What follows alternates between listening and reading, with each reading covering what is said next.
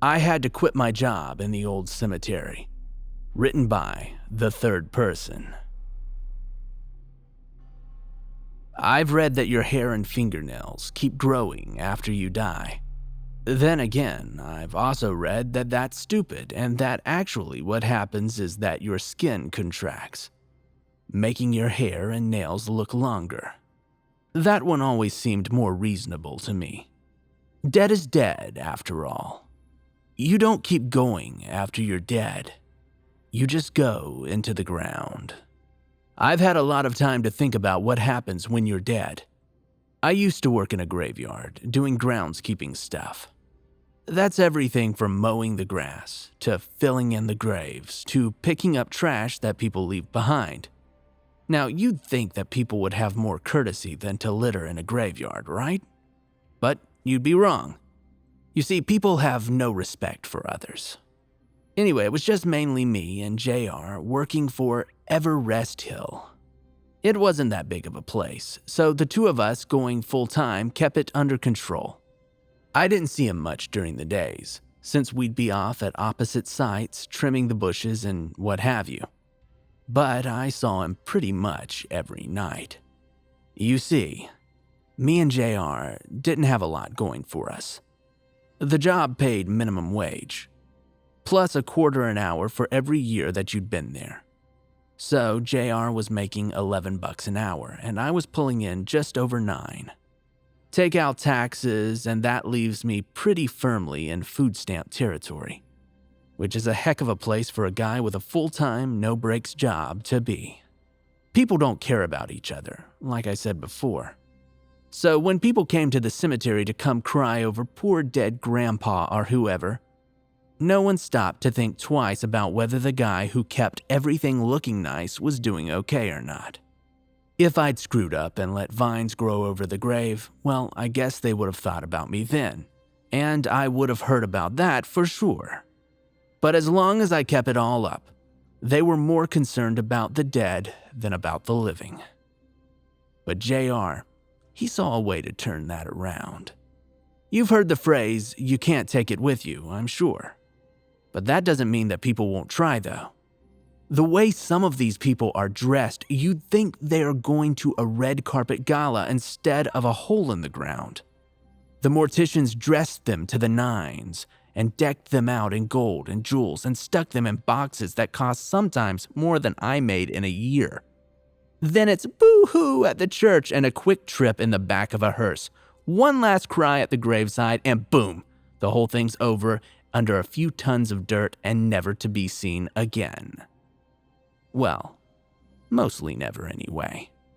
You see, JR figured that if we could bury them, we could dig them up again just as easily. It's the same backhoe either way, so it's just a matter of whether you're putting the dirt in or you're taking the dirt out. And yeah, it was rough the first time that we cracked open a coffin. I saw that body laying there, all stiff and rotten, and I about backed out. But JR, though, he just grinned at me and said, "Jackpot, man!" And then he held up a watch worth more than my car. And I figured that I could just about do this. After a while, it was pretty easy. It was a real victimless crime, too. We took stuff that nobody ever knew was missing, and it made things a little brighter for us. I got a car that could pass inspection without me bringing the mechanic a case of beer. JR got himself a really nice grill, and we'd cook out some nights, and we'd toast our luck. Now, we still weren't getting rich, neither of us, but we weren't going begging either. The thing is, though, we started to get kind of used to the extra money, and Everest was only so big. We didn't have but so many new people every month, and JR and I were going through them faster than they were coming in. We started doing stuff to stretch it, to get more value. We'd cut off the fingers when we needed to get the rings free. JR started checking the old folks for gold fillings. We even started taking the coffins when they were fancy enough. Now, my plan had just been to strip off the bronze and copper fancy fittings and see what we could get for the metal. But JR went and had a quiet word with the funeral home. You see, it turns out that we weren't the only ones looking to make a little extra profit. They bought the coffins off us at 20% and sold them again at full price. The 80-20 split ticked me off a bit, since we were doing all the work, but JR pointed out that it was way more money than we'd get for the metal, so I shrugged it off and kept going. Even stretching it like this, though, we kept working our way further and further back in the cemetery. The older graves were less likely to have good loot, but when they did, it was a total haul. We'd have to dig up sometimes 20 or 30 graves before we found one that wasn't just bones. But that 31st one would be like someone had just dumped a jewelry box into a skeleton. That stuff wasn't always easy to sell, though. And so where this used to be a once-in-a-while thing to get some extra cash, eventually I was seeing JR every single night. Just like I said earlier. We had to keep at it because we never knew what nights would be busts and what nights would be earners. And we went further and further back, digging up older and older graves. We were back in the oldest part of Everest when things went wrong. I just dug out the dirt, and I was climbing out of the backhoe to hold the light for JR. He was climbing down into the hole to clear away the final dirt and open the lid. He seemed gung-ho like always, but as I walked over, something felt wrong. Fresh graves smell a bit like mud, a bit like rot, and a bit like medical stuff, the way that hospitals smell. Old graves smell just like dirt. But this smelled like something rank wafting up from the open mouth of a cave. Something whispering to your nose about living and dying forever in the dark. It stopped me in my tracks for just a second, and I think that pause saved my life.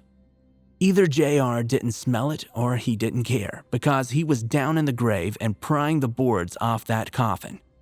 I heard the boards crack, and I heard JR say, "What the?"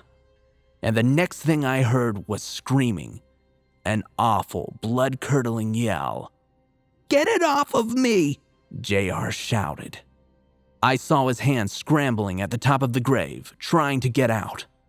I started to reach for him, I swear that I did, but then something dark whipped out of the grave behind him and lashed around one of his hands.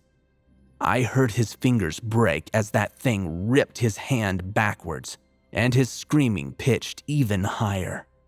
I held my light up as high as I could, and for just a second, I got a clear view of what was in that grave. The only thing visible of JR was his hand, the one that hadn't been grabbed, the one that was still reaching for the skies, fingers grasping frantically at nothing. The rest of him was just lost in a tangled, seething mass of bloody, filthy, matted hair. It was hair. I know that it was. I've tried to tell myself it was anything else, some kind of animal or anything, but I know what I saw. It was hair. A giant, writhing ball of it, moving all on its own. It grabbed JR, and when it saw me looking, it sent tendrils out to grab me too. I yelled and hurled the light at it, and then I did what I had to do. I leapt back into the backhoe, and I shoveled every pound of that dirt, exactly back where it had come from. I poured it all back in. I slammed it all down tight and then drove the backhoe back and forth over it a few times just to be sure. And then I sat there, panting until my heart settled back down to normal, and I was sure that there was nothing moving in that grave beneath me. I quit the job after that. I worked odd jobs, moved a few times, generally kept changing stuff about my life until I finally quit waking up with nightmares. I always sort of hoped that I'd get to the point where I could tell myself that I'd just imagined it all. That maybe I was drunk or high or something.